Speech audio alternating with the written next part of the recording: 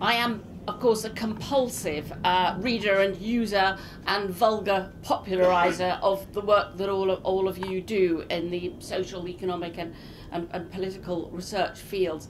And I'm really here just to add my own hymn of praise to all of you and your work. Everything that everybody wants and needs to know is there in the work that you do. Who we are, how we live, why we act as we do, questions like the importance of early years, nature versus nurture, those elemental questions about society and humanity. Amongst the work that you do, I think in the crown jewels are the UK longitudinal studies, going back to 1946, the year of my birth. It is a global resource, not just looking in the rearview mirror, but looking forwards when new diseases, new social problems, new questions arise.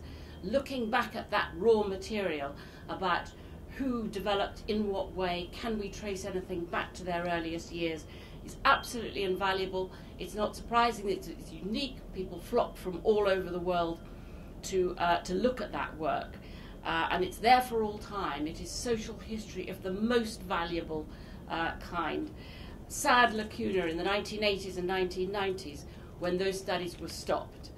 A disaster in a way, a great hiccup in what is an extraordinary body of knowledge up until it was started again with the Millennium Cohort.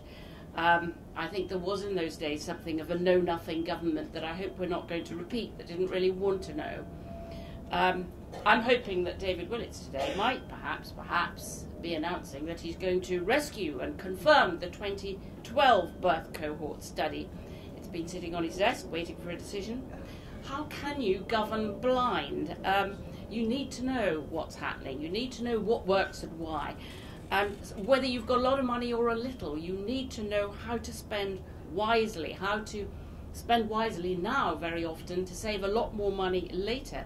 How to avoid, for instance, a mighty social deficit that will be far more expensive and far more long-lasting than a mere fiscal deficit. Let's hope that this government is not going to be afraid to commission studies that show the true social impact of its own policies. I'm not all that optimistic. We've already seen huge cuts, 40% cuts, in statisticians, analysts and social researchers within the key government departments that produce those things. So we have never needed a campaign more.